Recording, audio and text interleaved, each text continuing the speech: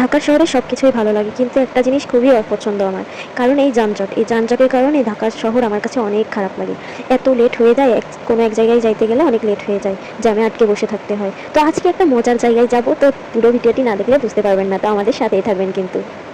অনেক দিন ধরে গ্যালারিতে পড়ে থাকা এই ভিডিওটি, প্রায় 2 থেকে 3 বছর হয়ে গিয়েছে এই ভিডিওটি পড়ে আছে। তো আজকে ভাবলাম আপনাদের সাথে আমি এই ভিডিওটা শেয়ার করব পুরোটুকু।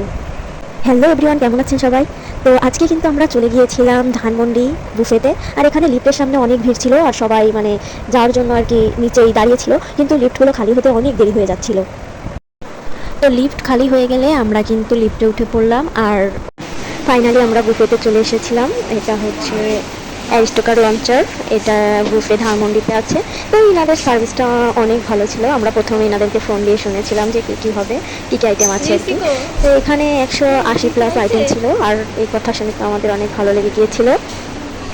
আর তাদের ডেকোরেশনটা অসাধারণ ছিল। তো এখানে কিন্তু একটা মিরর দেখতে পেয়েছিলাম, আর মিরর কিন্তু মেয়েদের একটা কি বলবো প্রিয় জিনিস। তারা সবসময় কিন্তু মিরর দেখলে অনেক হয়, খুশি হয় আর কি। তারপরে কিন্তু এখানে আমার আপু ছিল, আমার ছোট ভাগ্নি ছিল। তো কিন্তু বলতেছে বুফে চলে এসেছি আমরা গাইজ।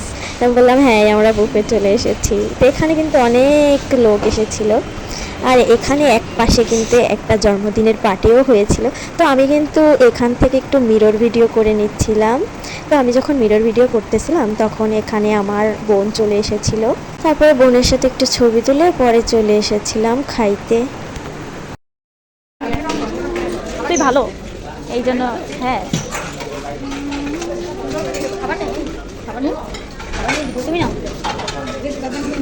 মাছটা বানিয়ে তোমরা আমাদের মিটে থাক, আমার নাই জায়গা বসে থাক। আচ্ছা তুই নিয়ে আমি ভিডিও করি তো জায়গা কর।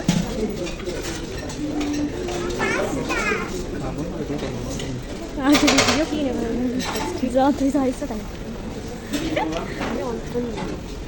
যাইছা নিয়ে কেক কেক নেই কেক। হ্যাঁ আমারটা একটু নিয়ে আসি।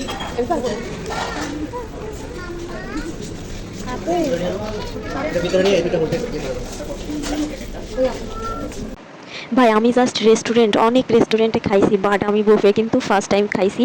আর বুফের সব কিছুই আমার ভালো লাগছে, কিন্তু একটা জিনিস খুবই খারাপ লাগছে, যখন খাওয়ার সময় হয় মানে টাইমটা স্টার্ট হয় তখন থেকে কিন্তু মানুষ একদম লাইন ধরে এমনভাবে দাঁড়িয়ে থাকে। আর হচ্ছে করে যে প্লেট যখন নিতে হয় না, সব একদম ভিড় পাকায়া একদম এক জায়গায় জটলা হয়ে দাঁড়ায় থাকে। তো এই জন্য আমার এটা পছন্দ হয়নি, কিন্তু বুফেটা কিন্তু ভালোই লাগে। বুফের এতগুলো আইটেম অল্প টাকার ভেতরে সব কিছু টেস্ট করা যায়, এটা ভালো দিক। কিন্তু আমার কাছে ওই জিনিসটাই একটু কেমন যেন লেগেছে, তাছাড়া কিন্তু সবগুলোই ঠিক, বুফে সিস্টেমটা ভালোই।